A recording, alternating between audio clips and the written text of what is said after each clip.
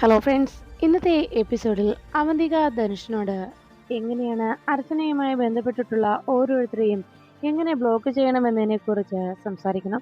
ഏതെങ്കിലും വിധേന അവരെ എല്ലാവരെയും തട്ടിക്കൊണ്ടു പോയാലെന്ന ധനുഷിന്റെ ചോദ്യത്തിന് അവന്തിക നൽകിയ മറുപടി, അങ്ങനെ എല്ലാവരെയും തട്ടിക്കൊണ്ടു പോകാൻ പറ്റില്ല.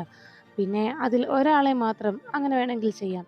എന്തായാലും നമുക്ക് എല്ലാവരെയും ബ്ലോക്ക് ചെയ്യാൻ പറ്റുന്ന രീതിയിലാണ് കാര്യങ്ങൾ മുന്നോട്ട് പോകേണ്ടത്. ഇപ്പോൾ നമ്മുടെ ഇപ്പോഴത്തെ സാഹചര്യത്തിൽ ആതിര ഒരു കണക്കിന് ഹോസ്പിറ്റലായത് നമ്മുടെ ഭാഗ്യമെന്ന് പറയാം. അതുകൊണ്ട് മീരയെയും അനൂപിനെയും സന്ദീപിനെയും ഹോസ്പിറ്റലിൽ തന്നെ നമുക്ക് നിർത്താൻ പറ്റും. സ്വന്തം ഭാര്യ ഒരു ക്രിട്ടിക്കൽ സ്റ്റേജിലേക്ക് പോയി കഴിയുമ്പോൾ തൻ്റെ വാക്കുകൾ വിശ്വസിക്കാത്ത, തൻ്റെ വാക്കുകൾ അനുസരിക്കാത്ത കൂടപ്പിറപ്പിനെ കുറിച്ച് ചിന്തിക്കുമോ, അതോ തൻ്റെ കുഞ്ഞിനെയും ഭാര്യയും കുറിച്ച് ചിന്തിക്കുമോ? അതുകൊണ്ട് തന്നെ കൂടപ്പിറപ്പിൻ്റെ ജീവിതം എങ്ങനെയായാലും പ്രശ്നമില്ല, എൻ്റെ ഭാര്യയുടെ ജീവനാണ് ആപത്തൊന്നും ഉണ്ടാകാതിരിക്കേണ്ടത് എന്ന ആഗ്രഹത്തിൽ സന്ദീപ് ഹോസ്പിറ്റലിൽ തന്നെ നിൽക്കും. അതാണ് ഇനി സംഭവിക്കാൻ പോകുന്നത് എന്ന് പറഞ്ഞപ്പോൾ ധനുഷ് ചോദിച്ചു, അതിനിപ്പോ ആതിര എന്ത് ചെയ്യുമെന്ന് നീ പറയുന്നത് എന്ന് ചോദിച്ചിട്ടും അവന്തിക പറഞ്ഞു, അതിന് ഈ അവന്തിക എന്ന് പറയുന്ന ലൂസിഫർ അയക്കുന്ന ബ്ലാക്ക് ഏഞ്ചൽ ഇപ്പോൾ ആ ഹോസ്പിറ്റലിൽ എത്തിക്കഴിഞ്ഞു. അതിനു വേണ്ട കാര്യങ്ങളെല്ലാം ചെയ്തിട്ടാണ് ഞാനിപ്പോൾ ഇവിടേക്ക് വന്നിരിക്കുന്നത് എന്ന് പറഞ്ഞ് അവന്തിക ധനുഷിനെ നോക്കി അങ്ങനെ പുഞ്ചിരിച്ചുകൊണ്ട് നിൽക്കുമ്പോൾ അവന്തികയുടെ നിർദ്ദേശപ്രകാരം ആ ഹോസ്പിറ്റലിൽ ജോലി ചെയ്യുന്ന സുമ എന്ന നേഴ്സ് ആതിരയുടെ റൂമിലേക്ക് എത്തുന്നു.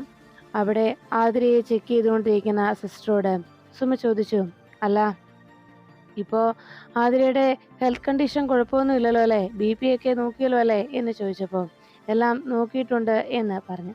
അപ്പോഴാണ് അവന്തിക ഉടനെ തന്നെ സുമയുടെ ഫോണിലേക്ക് വിളിച്ചത്. കോളെടുത്ത സുമ അവന്തികയോട് പറഞ്ഞു, മേഡം പറഞ്ഞ കുട്ടി ഒരാഴ്ചത്തേക്ക് ഇവിടെ കാണും. ആ കുട്ടി ഇനി ഡെലിവറി കഴിയാതെ ഇവിടെ നിന്ന് കുട്ടിയുടെ വീട്ടിലേക്ക് പറഞ്ഞു വിടില്ല എന്നറിയിച്ചു. അത് കേട്ടതോടെ എങ്കിൽ ഞാൻ പറഞ്ഞ കാര്യങ്ങൾ സുമ നടപ്പിലാക്കുമല്ലോ അല്ലേ എന്ന് ചോദിച്ചതും, അതിനെന്താ മേഡം, ഞാനത് വേണ്ട പോലെ കൈകാര്യം ചെയ്തോളാം എന്ന് പറഞ്ഞ് സുമ ആ ഫോൺ വെച്ചു. അതെല്ലാം കേട്ട് നിന്ന ധനുഷ് അവന്തികയുടെ നീക്കം കൃത്യമായിരുന്നുവെന്ന സന്തോഷത്തിൽ അങ്ങനെ പുഞ്ചിരിച്ചുകൊണ്ടിരിക്കുമ്പോൾ ആതിരയ്ക്ക് നൽകാനുള്ള ആ മരുന്നിനകത്ത് താൻ അവന്തിക പറഞ്ഞതനുസരിച്ച് അവന്തികയുടെ നിർദ്ദേശപ്രകാരം മറ്റൊരു മെഡിസിൻ, അതിൻ്റെ ക്യാപ്സൂൾ തുറന്ന് അതിലുണ്ടായിരുന്ന മെഡിസിൻ മുഴുവൻ ആ മരുന്നിൽ കലർത്തുന്നു. അങ്ങനെ ആ മരുന്നുമായിട്ട് സുമ വളരെ സന്തോഷപൂർവ്വം ആതിരയുടെ റൂമിലേക്ക് എത്തിയത്. അങ്ങനെ ആതിരയുടെ റൂമിലുണ്ടായിരുന്ന നേഴ്സിനെ പറഞ്ഞയച്ച് ഡോക്ടറോട് ഇനി ഈ മരുന്ന് തന്നെ കണ്ടിന്യൂ ചെയ്യണോ വേണ്ടിയോ എന്ന് ഡോക്ടറോട് ചോദിച്ചിട്ട് വരാൻ പറഞ്ഞുകൊണ്ട് അവിടെ നിന്ന നേഴ്സിനെ സുമ പറഞ്ഞയച്ചു. ആ നേഴ്സ് പോയി കഴിയുമ്പോഴേക്കും സുമ ആതിരയ്ക്ക് ഈ മെഡിസിൻ കഴിച്ചോളാൻ പറഞ്ഞുകൊണ്ട് തൻ്റെ കയ്യിലിരുന്ന ആ മരുന്ന് ആതിരയ്ക്ക് നൽകുന്നു. പേടിക്കണ്ട കേട്ടോ, ഇങ്ങനെയൊക്കെ സാധാരണ സംഭവിക്കാറുള്ളതാണ്. ഇനിയിപ്പോൾ ഉടനെ തന്നെ ഡെലിവറി ഉണ്ടാവുമല്ലോ, അതുകൊണ്ട് ടെൻഷനൊന്നും ആവണ്ട. പിന്നെ കുറച്ചേറെ ബ്ലഡ് നഷ്ടമായില്ലേ, അതിൻ്റെ ഒരു പ്രശ്നമേ ഉള്ളൂ. അതുകൊണ്ട് ഈ മരുന്ന് കുടിക്കുമ്പോൾ ബ്ലഡ് ഉണ്ടാകാനായിട്ടുള്ള മരുന്നാണിത്, ഇത് കുടിച്ചോ എന്ന് പറഞ്ഞ് ആതിരയെ വളരെ സ്നേഹപൂർവ്വം ആ മരുന്ന് നൽകി. ആതിര അത് കുടിച്ചു കഴിയുമ്പോഴേക്കും ആതിരയുടെ അമ്മ അടുത്ത് നിൽക്കുന്നത് കണ്ട് കമലയോട് ചോദിച്ചു, അല്ല അമ്മ മാത്രമേ ഉള്ളൂ കൂടെ എന്ന് ചോദിച്ചപ്പോൾ കമലടുത്ത് പറഞ്ഞു, അല്ല ബാക്കിയുള്ളവരെല്ലാം പുറത്ത് കാത്തു നിൽപ്പുണ്ട് സിസ്റ്റർ. അത് കേട്ടതും എന്നാൽ ശരി കേട്ടോ എന്ന് പറഞ്ഞ് സിസ്റ്റർ അവിടെ നിന്ന് പോകുന്നു. സിസ്റ്റർ അങ്ങനെ കുശലമൊക്കെ അന്വേഷിച്ച് പോകുന്നത് കണ്ട് കമല വളരെ സന്തോഷത്തോടെ ആതിരയോട് പറഞ്ഞു, നല്ല സ്നേഹമുള്ള സിസ്റ്റർ അല്ലേ എന്ന് പറഞ്ഞതും അതേ അമ്മേ എന്ന് ആതിരയും കമലയോട് മറുപടി നൽകി. അങ്ങനെ ആ റൂമിൽ നിന്ന് പുറത്തേക്ക് ഇറങ്ങിയ സിസ്റ്റർ കമലയുടെയും ആതിരയുടെയും സംഭാഷണം കേട്ട്, എന്നാൽ അവരുടെ മുഖത്ത് നോക്കി പുഞ്ചിരിച്ചിട്ട് ആ അമ്മയ്ക്കും മകൾക്കും എട്ടിൻ്റെ പണി കൊടുത്തതിൻ്റെ സന്തോഷത്തിൽ സുമ അവിടെ നിന്ന് പുറപ്പെട്ടു. പിന്നീട് അവന്തിക ധനുഷിനോട് പറഞ്ഞു, ഇപ്പോൾ ആതിരയുടെ കാര്യത്തിൽ നമ്മൾ ഒരു നീക്കം നടത്തി കഴിഞ്ഞു. ഇനി സന്ദീപിനെ ചുറ്റിപ്പറ്റി നിൽക്കുന്ന മറ്റാരും തന്നെ ഇനി ആതിരയുടെ ഈ ഒരു കണ്ടീഷനിൽ അറിഞ്ഞ് അവിടെ നിന്ന് എങ്ങോട്ടും പോകില്ല. ആതിരയുടെ ഈ ഒരു അവസ്ഥയിൽ സന്ദീപ് അവിടെ നിന്ന് വരാത്ത സ്ഥിതിക്ക് ഇനി സച്ചിയെയും അർച്ചനയും ഒക്കെ ബ്ലോക്ക് ചെയ്യേണ്ടത് എങ്ങനെയാണെന്നാണ് നോക്കേണ്ടത്. ഇപ്പോഴത്തെ അവസ്ഥയിൽ ആതിരയുടെ അടുത്ത് സന്ദീപിനെ നിർത്താൻ കഴിഞ്ഞു. എന്നാൽ ഇനി ഉള്ളത് ഡോക്ടർ സന്ധ്യയാണ്. കാരണം സന്ധ്യ നല്ല പഠിപ്പും വിവരമൊക്കെ ഉള്ള ആളായതുകൊണ്ട് അത്ര നിസ്സാരമായിട്ടൊന്നും ഇതുപോലുള്ള ചുറ്റിക്കളികളൊന്നും അവൾ നമുക്ക് പിടിതരില്ല. കാരണം ഇത്തരം ചുറ്റിക്കളികളൊന്നും ഒരിക്കലും അവളുടെ നേരെ നമ്മൾ പ്രയോഗിച്ചാൽ നമുക്ക് അതുകൊണ്ട് ഫലം കിട്ടില്ല. പിന്നെ അവൾ ഇപ്പോൾ സങ്കടത്തിൽ കഴിയുന്നത് അവളുടെ ജീവന് തുല്യം അവൾ സ്നേഹിച്ച അവളുടെ ഇക്കയെ നഷ്ടപ്പെട്ടതിന്റെ ആ വേർപാടിന്റെ വേദനയിലാണ് അവൾ ഇപ്പോൾ ജീവിക്കുന്നത്. അതുകൊണ്ട് തന്നെ അവളെ അപ്രോച്ച് ചെയ്യേണ്ടതും ആ സെന്റിമെന്റ്സ് നിലനിർത്തിക്കൊണ്ട് വേണം. അതുകൊണ്ട് തന്നെ ആ ഒരു ഇമോഷണൽ ആയിട്ടുള്ള കാര്യം വേണം അവളുമായി ഇനി നമ്മൾ ബന്ധപ്പെടുത്താൻ. അങ്ങനെയാണെങ്കിൽ മാത്രമേ അവളെ നമുക്ക് ഇവിടെ നിന്ന് മാറ്റി നിർത്താനാകൂ എന്ന് പറയുമ്പോൾ ധനുഷ് ചോദിച്ചു, അതിനെന്താ അടുത്ത വഴി?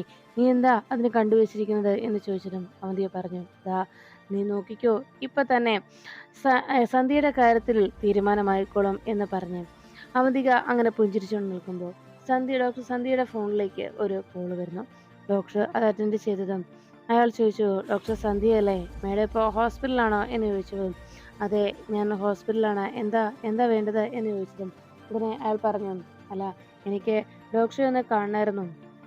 അപ്പോഴേക്കും സന്ധ്യ പറഞ്ഞു, ഇന്നല്പം തിരക്കുള്ള ദിവസമാണ്, മറ്റേതെങ്കിലും ദിവസം അപ്പോയിൻമെൻ്റ് എടുത്തോളൂ, ഞാനിവിടെ ഉണ്ട് എന്ന് പറഞ്ഞതും അയാൾ പറഞ്ഞു, അയ്യോ, ഡോക്ടറെ കാണണമെന്ന് ഞാൻ പറഞ്ഞത് എനിക്ക് എന്തെങ്കിലും മെഡിസിൻ വാങ്ങിക്കാനല്ല, മറിച്ച് ഡോക്ടറോട് ഒരു പ്രധാനപ്പെട്ട കാര്യം പറയാനാണ്. നേരിട്ട് കാണാനുള്ള സമയമില്ല എങ്കിൽ ഞാൻ പറയുന്നത് ഡോക്ടർ കേട്ടാലും മതി, ഞാൻ ഫോണിലൂടെ സംസാരിച്ചോളാം. ഞാനിപ്പോൾ ഉള്ളത് ബാംഗ്ലൂരാണ്. ഇവിടെ ഡോക്ടറുടെ ഇക്കയെ കൊന്ന കൊലയാളി ഇന്ന് എൻ്റെ കൺമുന്നിലൂടെ പോയി. അവനെ കണ്ടതുകൊണ്ടാണ് ഞാനിപ്പോൾ ഡോക്ടറെ വിളിക്കാമെന്ന് തീരുമാനിച്ചത്. അന്ന് അബ്ദുൽ ഖാദറിൻ്റെ മരണം നടന്ന ദിവസം ഞാൻ അവിടെ വന്നിരുന്നു. ഡോക്ടറിനെ കണ്ടിട്ടുണ്ടാവില്ല. ഞാനന്ന് വന്നപ്പോൾ എൻ്റെ അവിടെയുള്ള ചില സുഹൃത്തുക്കൾ വഴിയാണ് എങ്ങനെയാണ് അബ്ദുൽ ഖാദറിന് മരണം സംഭവിച്ചതെന്ന് ഞാൻ അറിഞ്ഞത്. പിന്നീട് അതിനെക്കുറിച്ച് ചില അന്വേഷണങ്ങൾ ഞാൻ നടത്തി. എൻ്റെ പേര് ഷാജഹാൻ എന്നാണ്. ഞാൻ ഡോക്ടർ അങ്ങനെ എന്നെ കണ്ടിട്ടുണ്ടാകാൻ സാധ്യതയില്ല. നിങ്ങളുടെ വിവാഹത്തിന് മുൻപ് മുതൽ ഞാൻ അബ്ദുൽ ഖാദറുമായി സൗഹൃദത്തിലായിരുന്നു. പക്ഷേ ഞാൻ ബാംഗ്ലൂരിലേക്ക് പോകുന്നത് കൊണ്ടാണ് ഡോക്ടറുമായിട്ട് പിന്നീട് നമുക്ക് കണ്ടുമുട്ടാൻ കഴിയാതെ പോയത്. എങ്കിലും എൻ്റെ പ്രിയപ്പെട്ട സുഹൃത്തിനെ ഈ വിധത്തിൽ കൊല ചെയ്ത ആളെ അങ്ങനെ വെറുതെ വിടില്ല എന്ന് തന്നെയായിരുന്നു എൻ്റെ തീരുമാനം. അതുകൊണ്ട് തന്നെ എനിക്ക് നാട്ടിലുള്ള ചില സുഹൃത്തുക്കൾ വഴി അബ്ദുൽ ഖാദറിനെ കൊലപ്പെടുത്തിയ ആ കൊലയാളിയെ കണ്ടെത്താനുള്ള നീക്കങ്ങൾ ഞാൻ നടത്തിയിരുന്നു. അതുകൊണ്ട് തന്നെ അവനെ ഞാൻ കണ്ടെത്തുകയും അവനിപ്പോൾ എൻ്റെ മുന്നിൽ ഈ ബാംഗ്ലൂരിൽ ഇപ്പോൾ ഉണ്ട്. അതുകൊണ്ട് അവനെ ഡോക്ടർക്ക് അവസാനമായി വേണമെങ്കിൽ ഒന്ന് കാണാനായിട്ടൊരു അവസരം തരാനാണ് ഞാനിപ്പോൾ വിളിച്ചത്.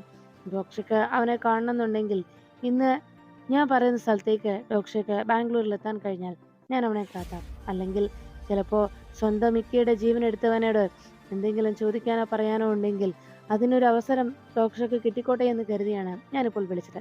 എന്തായാലും എൻ്റെ ഈ വാക്കുകൾക്ക് വിശ്വാസം ഉണ്ടെങ്കിലും കുറച്ച് സമയത്തിന് ശേഷം ഞാൻ ഡോക്ടറെ ഒന്നുകൂടി വിളിക്കാം. ഡോക്ടർ ആലോചിച്ചിട്ട് ഒരു തീരുമാനം പറഞ്ഞാൽ മതി എന്ന് പറഞ്ഞ് ഫോൺ വെച്ചു. ഫോൺ കട്ടായതിനു ശേഷം സന്ധ്യ ഡോക്ടർ ആകെ ടെൻഷനിലായി. ഉടനെ തന്നെ ഡോക്ടർ തൻ്റെ ഫോണിൽ നിന്ന് അർച്ചനയെ വിളിച്ചു. അർച്ചന, എനിക്ക് അത്യാവശ്യമായിട്ടൊന്ന് കാണണം എന്ന് പറയുന്നു.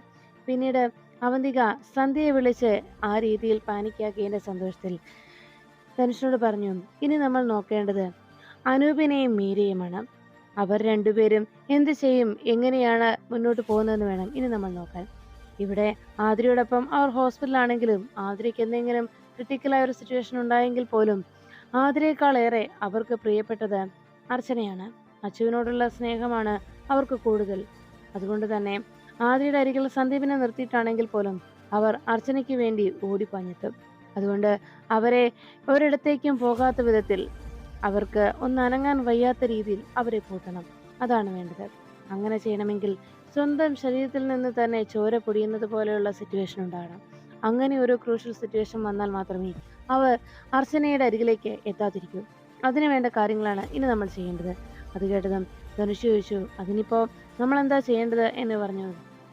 അവന്തിക പറഞ്ഞു, അതിന് വേണ്ട ആളെ ഞാൻ റെഡിയാക്കി കഴിഞ്ഞു. അയാളുടെ അരികിലേക്കാണ് നമ്മളിപ്പോൾ പോകുന്നത്. അവനെ കണ്ടിട്ട് ഇനി നമുക്ക് ബാക്കി കാര്യങ്ങൾ പറയാം എന്ന് പറഞ്ഞ് അവന്തിക ധനുഷുമായി അവിടുന്ന് പുറപ്പെട്ടു. പിന്നീട് അർച്ചനയും സന്ധ്യ ഡോക്ടറും പുറത്തു വെച്ച് കണ്ടുമുട്ടുന്നു. സന്ധ്യ ഡോക്ടർ അർച്ചനയുടെ കാര്യങ്ങൾ ഏകദേശം പറഞ്ഞു.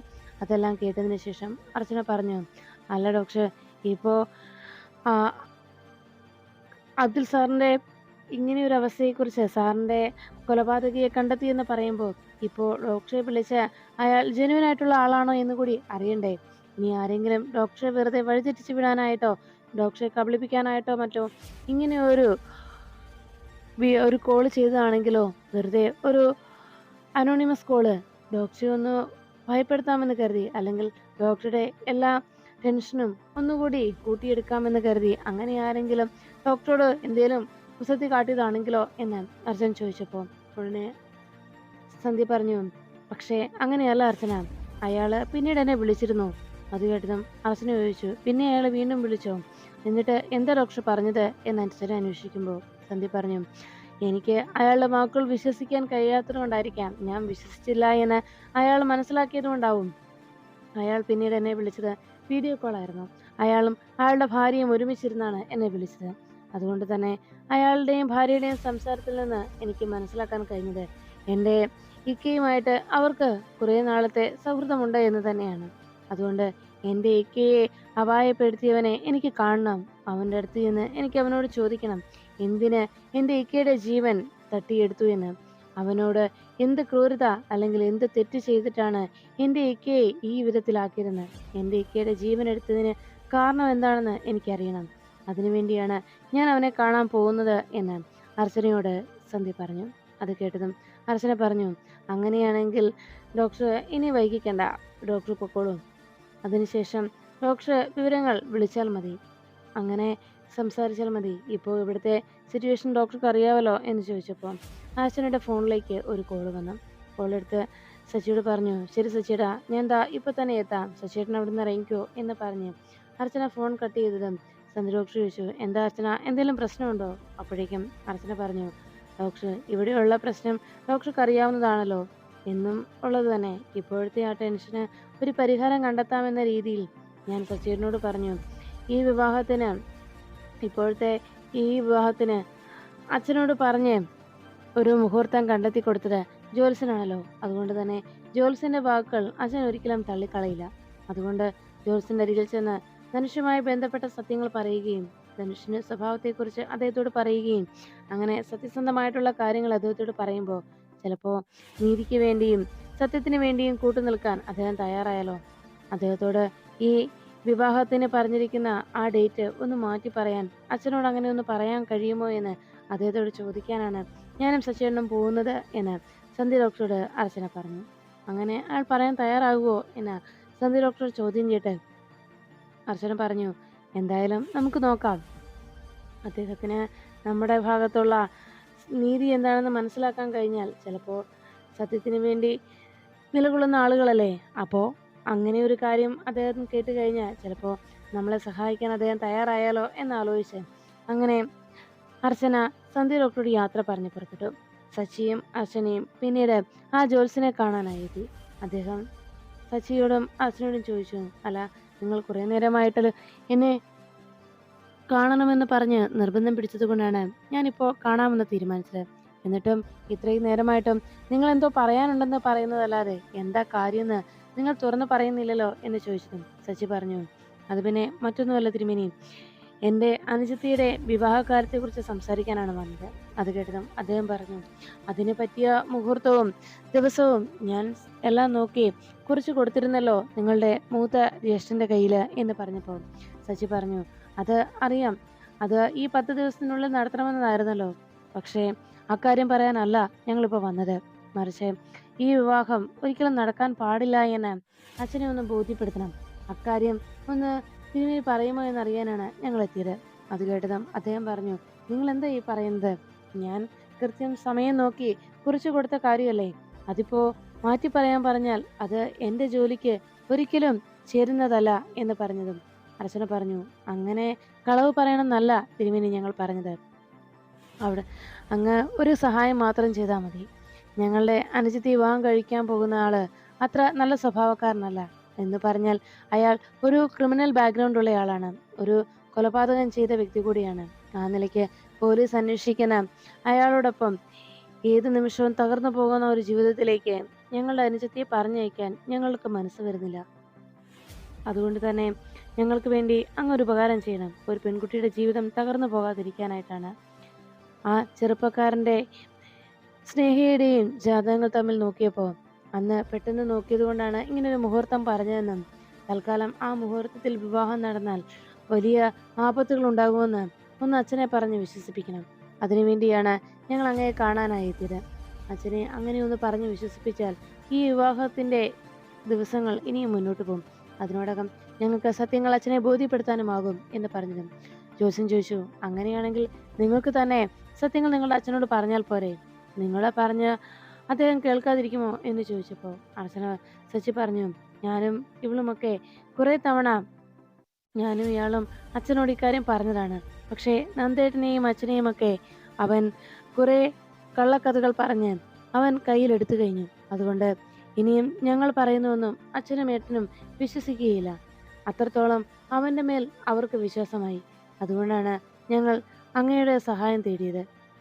ഞങ്ങൾ അനുജത്തിയുടെ ജീവിതം തകർന്നു പോകാതിരിക്കാനായി ഇങ്ങനെയൊരു സഹായം ഞങ്ങൾക്ക് ചെയ്തു തന്നൂടെ എന്ന് ചോദിച്ചതും ഉടനെ ജോത്സ്യൻ പറഞ്ഞു, അതെ, ഒരു കാര്യം എനിക്ക് പറയാനുള്ളതെന്ന് വെച്ചാൽ, നിങ്ങൾ പറയുന്നത് ശരിയാണെങ്കിൽ പോലും ഇപ്പോൾ അയാൾക്ക് ചിലപ്പോൾ അയാൾ ഇത്രയും ക്രിമിനൽ ആയിട്ടുള്ള ഒരാളാണെങ്കിൽ പോലും ഇപ്പോൾ അയാളുടെ ആ ചിന്താഗതികൾക്കും പ്രവൃത്തികൾക്കും മാറ്റം സംഭവിച്ചിട്ടുണ്ടെങ്കിലോ, അങ്ങനെ ഒരു നല്ല മനുഷ്യനായി മാറാൻ അങ്ങനെ ഒരു ചിന്ത മനസ്സിലേക്ക് വന്നതുകൊണ്ടാണല്ലോ ഒരു വിവാഹം കഴിക്കാമെന്നൊക്കെ അയാൾ തീരുമാനിച്ചത്. അതുകൊണ്ട് തന്നെ ഒരാളെ നന്നാകുന്നതിലേക്ക് അയാളുടെ ജീവിതം നല്ല രീതിയിൽ പോകുമ്പോൾ അതിനെ വഴിതെറ്റിച്ച് വിടാനും അത് തകർത്ത് കളയാനും നോക്കുന്നത് ദൈവകോപം കിട്ടുന്ന കാര്യങ്ങളാണ്. അതുകൊണ്ട് തന്നെ ഞാൻ ഇത്തരമൊരു പ്രവൃത്തി ഒരിക്കലും ചെയ്യില്ല. വെറുതെ ദൈവദോഷം വിളിച്ചു വരുത്താൻ ഞാൻ ആഗ്രഹിക്കുന്നില്ല. മാത്രവുമല്ല, ഇങ്ങനെ ഒരു നുണ പറഞ്ഞതുകൊണ്ട് അതിന്മേൽ ഉണ്ടാകാൻ പോകുന്ന ദോഷവും പിന്നീടുണ്ടാകുന്ന ഭവിഷ്യത്തുമൊക്കെ അനുഭവിക്കേണ്ടി വരിക ഞാനും എൻ്റെ തലമുറകളുമാണ്. അതുകൊണ്ട് തന്നെ എനിക്ക് ഇങ്ങനൊരു കാര്യം ചെയ്യാൻ കഴിയില്ല. നിങ്ങൾക്ക് വേറൊന്നും പറയാനില്ലെങ്കിൽ നിങ്ങൾക്ക് പോകാം. കാരണം എന്നെ കാണാനായി കുറേ ആളുകൾ കാത്തു നിൽക്കുകയാണ്. അതുകൊണ്ട് ഞാൻ പോയിക്കോട്ടെ എന്ന് പറഞ്ഞ് ആ ജോത്സ്യൻ അവിടെ നിന്ന് പോകുമ്പോൾ അർച്ചനയും സച്ചിയും ആകെ നിരാശരായി. പിന്നീട് ആ വിവരം ഉടനെ തന്നെ അർച്ചന അവന്തികയോടൊപ്പം യാത്ര ചെയ്യുന്ന ധനുഷിന്റെ ഫോണിലേക്ക് വിളിച്ച് അറിയിച്ചു. ധനുഷ് കോൾ എടുത്തതും, ആഹാ അങ്ങനെയാണോ, ശരി, എന്നാൽ ഞാൻ ഒരു അത്യാവശ്യമായിട്ട് പോയിക്കൊണ്ടിരിക്കുകയാണ് ഒരു സ്ഥലത്തേക്ക്, അതിനുശേഷം ഞാൻ അങ്ങോട്ട് വിളിക്കാട്ടോ എന്ന് പറഞ്ഞ് വലിയൊരു പൊട്ടിച്ചിരി ചിരിച്ചിട്ട് ധനുഷ് ഫോൺ കട്ട് ചെയ്തു. അത് കേട്ട ഉടനെ അവന്തിക ചോദിച്ചു, എന്താ വലിയൊരു പൊട്ടിച്ചിരിയൊക്കെ കേട്ടത്, എന്താ പറ്റിയത് ഇത്രയൊക്കെ ചിരിക്കാൻ എന്ന് ചോദിച്ചപ്പോൾ ഉടനെ ധനുഷ് കഴിഞ്ഞ രാത്രിയിൽ അർച്ചനയും ശശിയും കൂടി ആലോചിച്ച ആ ഐഡിയ താൻ കേൾക്കാനിടയായതും അങ്ങനെ ഒരു കാര്യം അവർ ആലോചിച്ചപ്പോൾ അതിനെ തടസ്സം വയ്ക്കാനായി അതിനെ ഖണ്ഡിക്കുന്നതിന് വേണ്ടിയുള്ള നീക്കങ്ങൾ തൻ്റെ ഭാഗത്തു നിന്നുണ്ടായതിനെക്കുറിച്ച് ധനുഷ് അവന്തിയെ പറഞ്ഞ് മനസ്സിലാക്കുന്നു.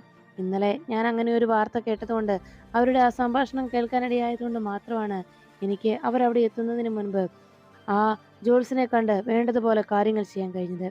അത് കേട്ടതും അവന്തിക ചോദിച്ചു, എന്നിട്ട് എത്ര കൊടുത്തു അയാൾക്ക് എന്ന് ചോദിച്ചപ്പോൾ 1 ലക്ഷം രൂപ ഞാൻ അയാൾക്ക് കൊടുത്തു. എന്നാലെന്താ, അവരുടെ ആ നീക്കം എനിക്ക് തടഞ്ഞു നിർത്താൻ കഴിഞ്ഞല്ലോ എന്ന് പറഞ്ഞ് ധനുഷ് സന്തോഷത്തോടെ അങ്ങനെ പുഞ്ചിരിക്കുമ്പോൾ അവന്തികയുടെ ഫോണിലേക്ക് ഒരു കോൾ വന്നു. അവന്തിക കോൾ അറ്റൻഡ് ചെയ്തതും ശരി, അവിടെ എത്തിയോ, ഞങ്ങളിപ്പോൾ എത്താറായി, ഉടനെ തന്നെ എത്തും, നീ അവിടെ തന്നെ വെയിറ്റ് ചെയ്തോ എന്ന് പറഞ്ഞ് ഫോൺ വെച്ചു. അപ്പോഴേക്കും ധനുഷ് ചോദിച്ചു, അല്ല ആരാ അവന്തിയെ വിളിച്ചത് എന്ന് അന്വേഷിച്ചപ്പോൾ ധനുഷിനോട് അവന്തിയെ പറഞ്ഞു, ഞാൻ പറഞ്ഞില്ലേ നമ്മളുടെ ഇനി കാണാൻ പോകുന്ന ആളെക്കുറിച്ച്, അയാൾ നമ്മൾ പറഞ്ഞ സ്ഥലത്ത് എത്തിക്കഴിഞ്ഞു, അവിടേക്ക് നമ്മൾ എത്തുന്നതിന് വേണ്ടി അയാൾ വെയിറ്റ് ചെയ്യുന്നു, ഇപ്പം തന്നെ നമ്മൾ എത്തിച്ചേരുമെന്ന് പറഞ്ഞ് അവന്തിക ഫോൺ വെച്ചു. അവന്തികയുടെ ആ സംസാരം കേട്ട് ധനുഷ് ആരെയാണ് കാണാൻ പോകുന്നതെന്ന് പ്രതീക്ഷയിൽ നിൽക്കുമ്പോൾ അവന്തികയും ധനുഷും ആ കാത്തു നിന്ന ആളുടെ അരികിലേക്ക് എത്തി. അയാൾ മിന്നൽ ജോസ് എന്നറിയപ്പെടുന്ന അയാളെ കണ്ട ഉടനെ അവന്തിക തൻ്റെ പദ്ധതി എന്താണെന്ന് പറഞ്ഞു കൊടുത്തു. ഇനി അയാൾ മുഖേന അനൂപിൻ്റെയും മീരയുടെയും കുഞ്ഞിനെ തട്ടിക്കൊണ്ടു പോവുക എന്നതാണ്. അങ്ങനെ അയാൾ ആ കുഞ്ഞിനെ തട്ടിക്കൊണ്ടു പോയി കഴിഞ്ഞാൽ പിന്നെ മീരയും അനൂപും നമ്മൾ പറയുന്ന വലയിൽ തന്നെ നിൽക്കും. അവിടെ നിന്ന് ഒരടി പോലും അവർ ചലിക്കില്ല. അതാണ് തൻ്റെ നീക്കമെന്ന് അവന്തിക ധനുഷിനെ ബോധ്യപ്പെടുത്തണം. അതിനുശേഷം അവന്തിക അവിടെ നിന്ന് പുറപ്പെട്ടു. പിന്നീട് അർച്ചന തിരിച്ച് നെല്ലിശ്ശേരിയിലെത്തിക്കുമ്പോൾ അവിടെ നെല്ലിശ്ശേരിയിൽ അർച്ചന എത്തുന്നതിന് മുൻപ് തന്നെ ജോത്സ്യൻ വന്നെത്തി. ആ ജോത്സ്യനെ കണ്ട അർച്ചന ചോദിച്ചു, നിങ്ങൾ ഇവിടെ വന്ന് വിവാഹത്തിന് വേണ്ടിയുള്ള കാര്യങ്ങൾ പറയാൻ വേണ്ടിയാണ് എത്തിയെന്ന് എനിക്കറിയാം. ഇത് 2 ദിവസത്തിനുള്ളിൽ വിവാഹം നടത്തണമെന്ന് പറയാനാണല്ലോ നിങ്ങൾ എത്തിയിരിക്കുന്നത് അല്ലേ എന്ന് ചോദിച്ചപ്പം അതെ എന്ന് ജ്യോത്സ്യൻ മറുപടി നൽകി. അപ്പോഴേക്കും അർച്ചന പറഞ്ഞു, ഞങ്ങൾക്ക് അപ്പോഴേ നിങ്ങളുടെ സംസാരത്തിൽ നിന്ന് ഞങ്ങൾക്ക് കാര്യം മനസ്സിലായിരുന്നു. ഞങ്ങൾ വരുന്നതിന് മുൻപ് തന്നെ നിങ്ങളെ ധനുഷും ധനുഷിന്റെ ആളുകളും കണ്ടു കഴിഞ്ഞിരുന്നു എന്ന്. നിങ്ങൾക്ക് പണം നൽകി നിങ്ങളെ കൊണ്ട് അങ്ങനെയെല്ലാം പറയിപ്പിച്ചതാണെന്നും ഞങ്ങൾക്ക് മനസ്സിലായി. ഇപ്പോൾ അവരുടെ ആവശ്യത്തിന് വേണ്ടി താങ്കൾ ഇവിടെ വന്നതാണെന്നും മനസ്സിലായെന്ന് അർച്ചന പറഞ്ഞതും അദ്ദേഹം പറഞ്ഞു, അതെ, നിങ്ങളുടെ ചിന്ത ശരിയായിരുന്നു. ഞാൻ ധനുഷ് എനിക്ക് പണം തന്നു. അതുകൊണ്ട് തന്നെ ധനുഷ് ആവശ്യപ്പെട്ട കാര്യം ചെയ്യാനായിട്ടാണ് ഞാനിപ്പോൾ ഇവിടെ വന്നത് എന്ന് ആ ജ്യോത്സ്യൻ അർച്ചനയോട് തുറന്നു പറയുന്നു. അർച്ചന കാര്യങ്ങളെല്ലാം മനസ്സിലാക്കി നേരെ അവന്തികയുടെ മുന്നിലേക്ക് എത്തിയതും അവന്തിക പുഞ്ചിരിയോടെ വീട്ടിലേക്ക് വന്നു കയറുന്ന നേരത്ത് അർച്ചന അവന്തികയെ നോക്കി പറഞ്ഞു, നിങ്ങൾ ഓരോ കാര്യങ്ങളും ചെയ്തു കൂട്ടുന്നത് എവിടേക്ക് പോകാൻ വേണ്ടിയാണെന്ന് ഞങ്ങൾക്ക് മനസ്സിലാവുന്നുണ്ട്. നിങ്ങളുടെ പ്രവൃത്തികൾ എവിടെ വരെ പോകുമെന്ന് ഒന്ന് നിരീക്ഷിക്കുകയായിരുന്നു ഞാനും ശശിയേട്ടനും. എന്നാൽ ഇനി അധികനാൾ നിങ്ങളുടെ ഈ യാത്ര ഉണ്ടാവില്ല എന്ന് ഒരു മുന്നറിയിപ്പ് നൽകി അർച്ചന അവിടുന്ന് പോകുന്നു. അർച്ചനയുടെ വാക്കുകളിലെ ആ ധ്വനി കേട്ട് ഭയത്തോടെ അവന്തിക നിന്നു.